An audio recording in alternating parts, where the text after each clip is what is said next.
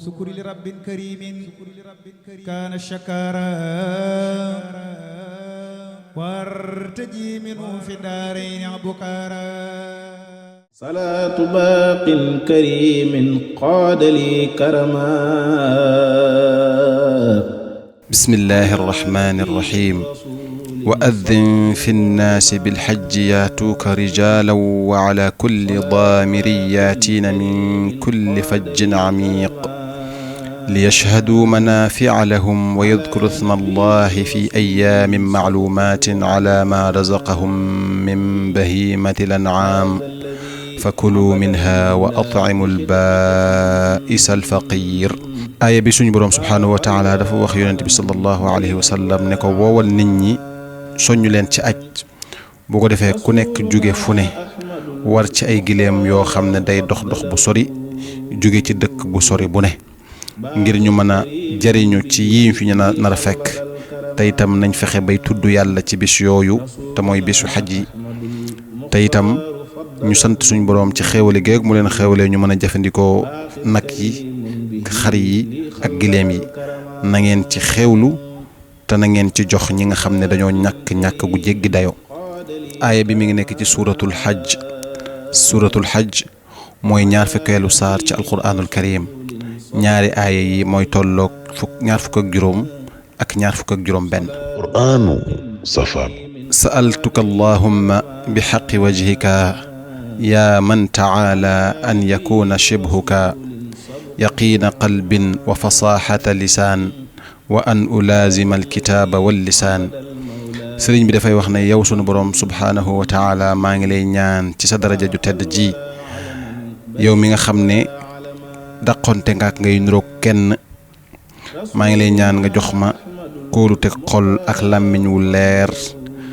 te ma sax dàkk taqoo ak alquraan sëriñ bi mi ngi ko waxee ci xasida goo xam ne mi ngi ko tënkee alifun wa siinun an chiin qur'aanu safar weeru safar gi bi mu teeroo ak léegi bis bu set ñu am ñoo xam ne nii taalibe yi sëriñ Tuubaa yi lañ ñi ñëw fii ci jotaay bi di jàng alquraanul karim ji nga xam ne Cheikhul Khadim moo waxoon ne moom ak koomteem la tey jii nag njabootuk Cheikh Ibra gi ñoom ñoo aaye nekk ca bopp lépp daal ci njabootuk Baye Fall yi teew nañu fii ci jataay bi waaye lépp nag sëñ Modou Xaban Mbacké jataay bii na ko Serigne Touba Cheikh Saliou Mbacké waxe woon moom Cheikh Saliou Mbacké moo waxoon ci aw làmmiñam ni dafa mel ni lépp lu ñuy def ci yoon wi rek sama baay Cheikh Ibra moo ko war a taxawee bu dee njàngum alxuraan mi foo dem ñu ngi fay jàng alxuraan waaye jox alxuraan akam nag dëgg-dëgg mooy jataay bii nu nekk yar bii mu làmbool ak teggin yi ak sutura si kenn ku nekk gën a yaru nag sa morom bii jataay képp lañ war di wane nag fu ne jataayub alxuraan jataayub alquran nii rek sëriñ bi neen noonu la war a mel bismillahi rrahmani rrahim lillahi ma fi samawati wa ma fi l-ard